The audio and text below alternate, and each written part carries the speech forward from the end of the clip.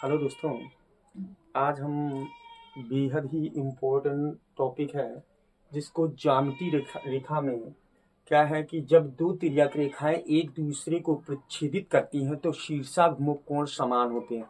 कक्षा 9th में, SSC वगैरह में, क्लास जीडी में या काफ़ी कंपटीशन वाले एग्जामों में इस तरीके के क्वेश्चन पुटअप किए जाते हैं। तो ध्यान से समझना दोस्तों, आज का जो टॉपिक है जिसको हम बोल सकते हैं कि जब दो रेखाएं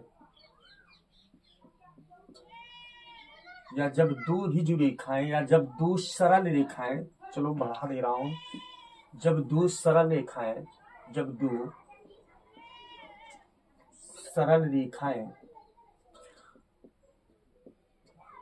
एक दूसरे को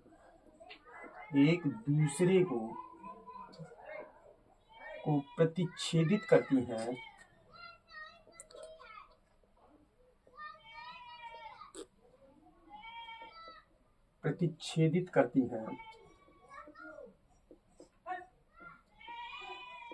हैं तो शीर्षाभिमुख कोण समान होते हैं।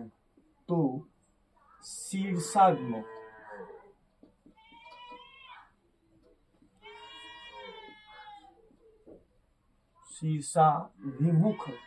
कोण समान होते हैं।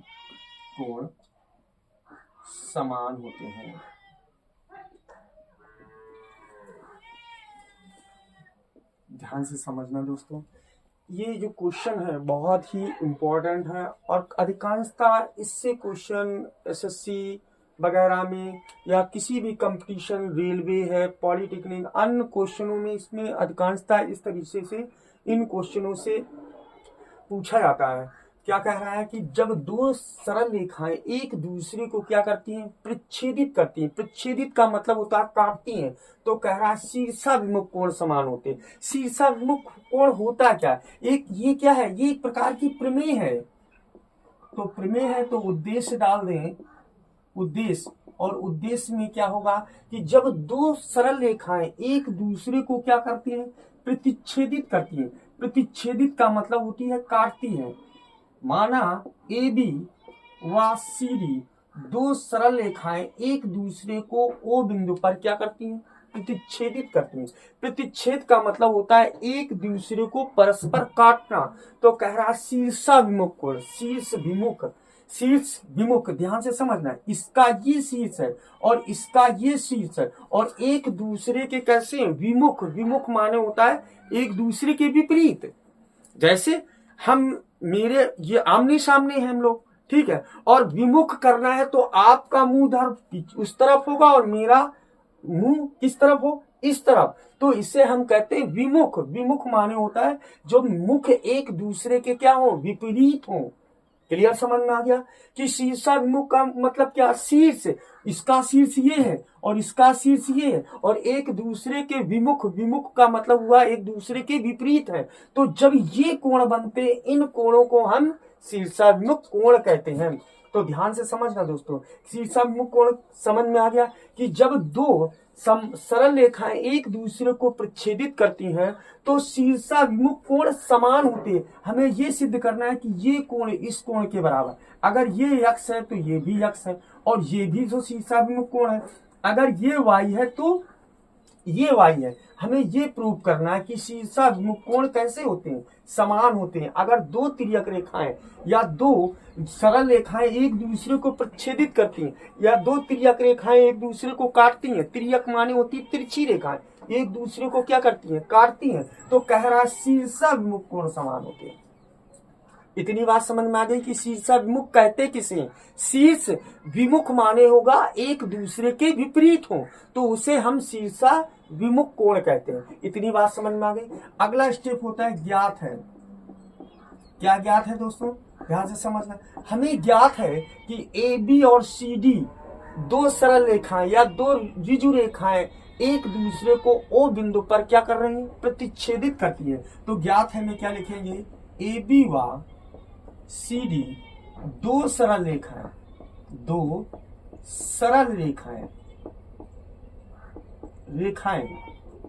एक दूसरे को दूसरे को ओ बिंदु पर प्रतिच्छेदित करती हैं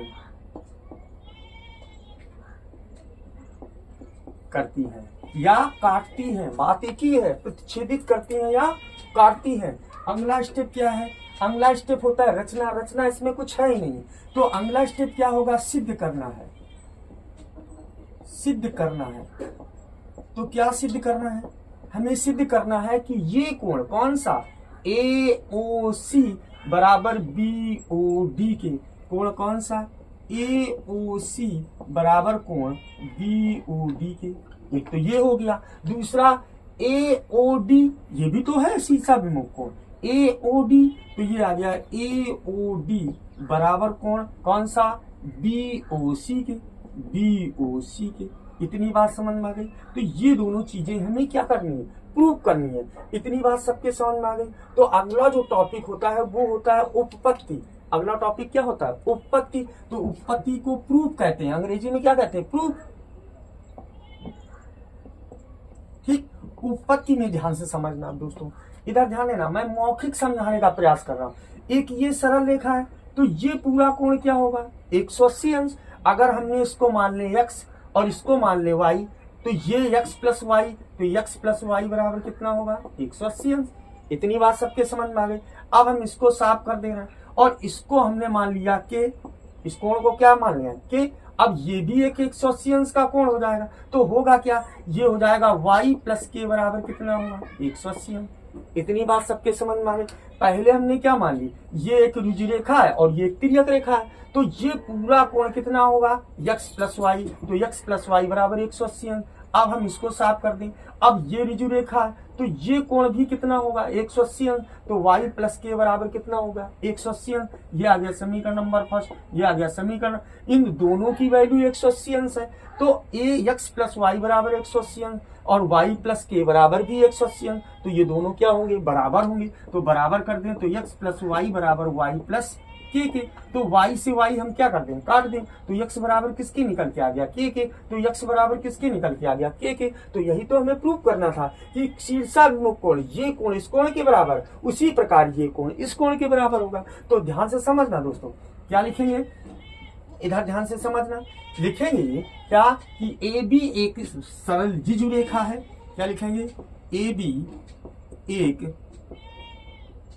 सरल रेखा है। इतनी बात समझ में आ गई।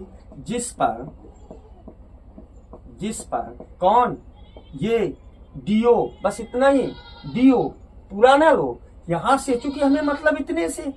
अब क्या लिखेंगे? जिस पर या OD क्या है? OD तिर्यक रेखा है। क्या है? तिर्यक रेखा है। तिर्यक मतलब है क्या है? काट रही है या मिल रही है, कुछ भी लिख दीजिए। तो होगा क्या कि ये पूरा कोण कितना हो गया? 180 अंश। तो हम लिख सकते हैं कोण कौन सा? AOD। ध्यान से समझना, AOD। इतनी बात समझ में आ गई। AOD बराबर किसके हो जाएगा? BOD के। किसके होगा? प्लस कोण किसके लिख रहे हैं? BOD बराबर कितना हो जाएगा? 180 अंश। क्यों? क्योंकि ये एक ऋजु रेखा है। ये क्या है? एक ऋजु रेखा है और ये इस पर क्या है? तिर्यक रेखा जो काट रही है। आ रहा है समझ में? या लिख सकते हो OD क्या है? तिर्यक रेखा है, या इसको क्या कर रही? स्पर्श कर रही। स्पर्श का मतलब ये हुआ कि इसी को प्रच्छेदित कर रही। इतनी बात समझ में आ गई। अगर हम ये न लिखें तो हम लिख सकते हैं AB एक सरल रेखा है तथा CD क्या है? तिर्यक रेखा है या प्रच्छेदित कर रही रेखा है। तो हम कौन सा कोण ले लिया? कोण AOD। कौन सा? AOD प्लस कोण BOD बराबर 180 अंश। समीकरण नंबर फर्स्ट। इतनी बात समझ में आ गई। अब हम यहाँ फिर साफ किए दे रहे हैं। अब इधर ध्यान से समझना, अभी हमने ABC कौन सी ली थी? सरल रेखा ली थी। अब हम कौन सी सरल रेखा ले लें? CD। अब लिखेंगे यहाँ पर क्या लिखेंगे? लिखेंगे CD एक सरल रेखा है। एक क्या है? सरल रेखा है। इतनी बात समझ में आ गई। जिस पर कौन सी, ये AO क्या है, तिर्यक रेखा है, जिस पर AO क्या है, तिर्यक रेखा है, इतनी बात समझ में आ गई। क्या है, तिर्यक रेखा है जो इसको काट रही है, या छेदक रेखा लिख सकते हो आप, क्या लिख सकते हो, छेदक रेखा है। ठीक, तो जब ये पूरा कोण कितना हो जाएगा, 180 अंश, क्योंकि सरल रेखा है। तो जब 180 अंश हो जाएगा तो क्या लिख सकते हैं, कोण AOD, क्या लिख सकते हैं, कोण AOD प्लस कोण कौन सा, AOC, क्या AOC, तो यहां हम लिख सकते हैं AOC बराबर कितना आ गया, 180 अंश। ये आ गया समीकरण नंबर 2। इतनी बात समझ में आ गई सभी के। अब क्या ले लेंगे समीकरण 1 व 2 से। इतनी बात समझ में आ गई। समीकरण 1 व क्या ले लें हम, 2, तो दोनों क्या हो जाएंगे, बराबर, क्योंकि इसकी वैल्यू भी कितनी है 180 अंश और इसकी वैल्यू भी क्या है 180 अंश, तो ये दोनों कैसे हो जाएंगे, बराबर। तो बराबर कर दीजिए, तो क्या हो जाएगा, कोण AOD प्लस कोण BOD बराबर कोण AOD प्लस कोण क्या हो जाएगा AOC। इतनी बात समझ में आ गई। अब देखो AOD क्या हो गया, कैंसिल हो गया, कट गया, तो आपका आ गया कोण BOD बराबर कोण किसके आ गया, AOC के। यही तो आपको निकालना था। क्या, देखो BOD, ये देखो BOD बराबर किसके, AOC के।